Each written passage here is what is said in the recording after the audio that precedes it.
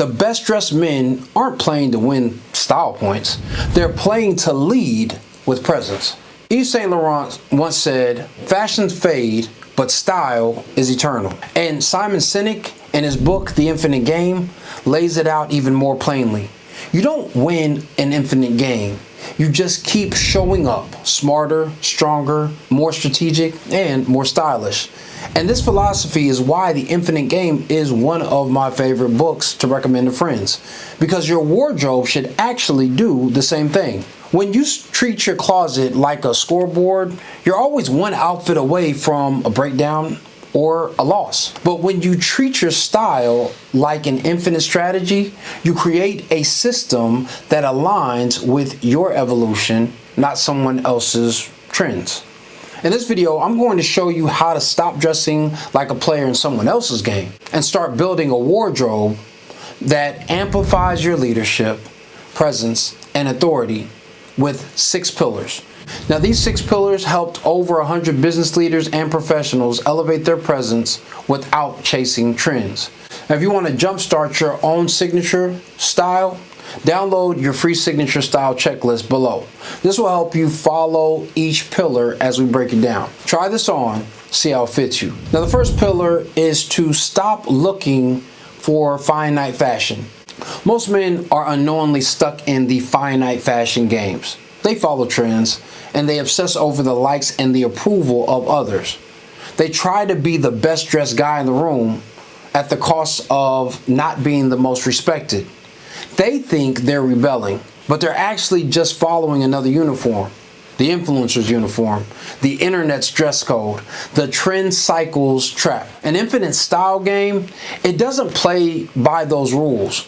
It starts with your own values, your aspirations, the chapter of life you find yourself in. And the best thing about it is, you're the only opponent that you have to defeat. And the only goal is an authentic alignment. You aren't chasing approval, you're creating resonance and your own signature style. And once you can do this, you automatically begin setting yourself apart from everybody else. Now, pillar 2 is adopting the infinite mindset.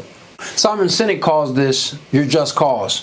Now, when I'm often working with my clients, I want to assess what the deeper purpose is behind their image. See, your style isn't just clothing. It becomes your visual philosophy. Every item in your wardrobe should contribute to your mission, your message. Think of it as building a brand that moves with you, whether it's from the boardroom to a beach bar, from a client pitch to a private dinner. You're not dressing for events. You're building an ecosystem that mirrors your excellence and your expression. See, when your style strategy is infinite, it begins to evolve and adapt, and it scales. It's not just about one great look. It's about a consistent presentation that becomes a gift that opens the door to new opportunities and new connections because people resonate with how you are showing up.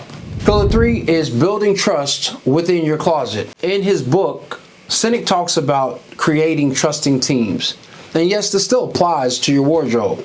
Can you trust your pieces to work together, to support you, not sabotage you when you need them most, to let you focus on your mission instead of having to make adjustments in the mirror? A lot of guys don't realize that this can be a distraction and diminish their trust and their impact when they're in the rooms where they need to make moves. And the key is actually pretty simple. It's curation. That's why I teach the love it, wear it, need it filter. When I'm working with my clients, I ask them, do you love it? Will you wear it in the next 10 days? Does it serve a strategic need? And can you wear it multiple ways? If not, it's noise, chaos in your closet. Your closet should be a team that you can rely on, not a mess you need to manage. Now, this doesn't mean that you can't have an expansive wardrobe. You just become much more intentional about how things work together. And when you do that, you have started to create your personal brand. Now, pillar 4 often throws some guys off because pillar 4, you have to reframe competition. Now, this is big because in my book, Dress for Success, I stated that guys dress for three people. The first one is for women, the second one is for other guys, and the last one is for themselves.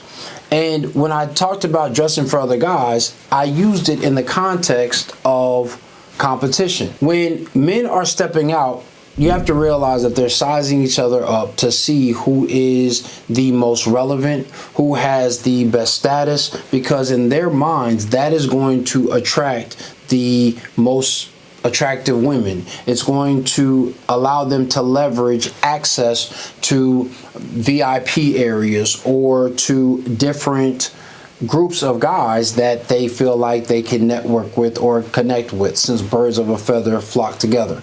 But I often recommend to clients to stop looking at stylish men as threats and to look at them as worthy rivals. When we look at sports in the finite game, the infinite game was often for the rivals that we looked for every year, whether it was Magic and Bird or Jordan and Isaiah Thomas or the Knicks versus the Bulls. And even though I'm a Knicks fan and we couldn't seem to win in those series, it still created a worthy rivalry. And when you are thinking about your rivals, this isn't to copy, but to clarify. What do you admire in their look or with their game? What wouldn't work for your life, your energy, or your field? You see, great style isn't about comparison. It's about discernment. It's like watching a great athlete. While you may not have their speed or jumping ability, you can still utilize the same things that they are doing in order to enhance your own game. So if you take what aligns and leave what doesn't, then you use your rivals as reflection. And this is not replication. It's stylish iron sharpening stylish iron. Now with Pillar 5, you have to remain flexible with your style strategy. You got to remember that fashion shifts fast. And even though you're not following fashion trends, you still have to understand that a man with an infinite style game moves with intentional flexibility. See, when I work with my clients and we are revamping their wardrobe or updating their wardrobe or just cycling through their wardrobe for this new season, then I have to pay attention to what's going on in the fashion world, because I'm not blindly following trends, but I am adapting styles strategically. I often create style capsules for business trips, summer getaways, date nights, and speaking engagements, or any other need that my client may have. So it's important for me to pay attention to the trends so that we can leverage them for their own signature style and providing more diversity for their looks, because that way my clients are never caught off guard. They're adjusting to the styles of the day without losing their authentic signature that makes them unique. And when you can do that, you really start to make an impact without having to say a word. The last pillar of the infinite game is courage. Courage to wear that same signature jacket 3 times in a week because it works. Courage to skip the hype beast pieces and invest in quality looks that may not garner as much attention. Courage to show up as yourself consistently, clearly, and unapologetically. See, real style, it doesn't have to be loud because it's anchored. Real presence doesn't beg for attention because it commands respect. So, commit to stop playing the finite fashion game of trends for likes and applause. Build a just cause for your wardrobe, one that aligns with who you are becoming and how you want to express yourself. Create a trusted system of pieces that work together in any rotation that you may need it in. Let your rivals refine your vision, not confuse it, so that you become even more elevated in your personal style expression. Stay flexible, but never lose your style signature. And lead with taste, tact, and your timeless clarity. And if you want to ensure that you're doing all of those things, or that you haven't missed anything from this video, first, rewatch it, but click the link below and grab your free signature style checklist. Now, if you think finding your signature style is something that just happens overnight, wait until you hear the 20 biggest lessons I've learned over 2 decades of dressing powerful men in this next video. The mistakes they made, the style shifts that changed everything, and the one overlooked principle that separates sharp-looking guys from the men whose presence penetrates spaces and leaves lasting impressions. But for now, try this on, see how it fits you. I'll see you in the next video.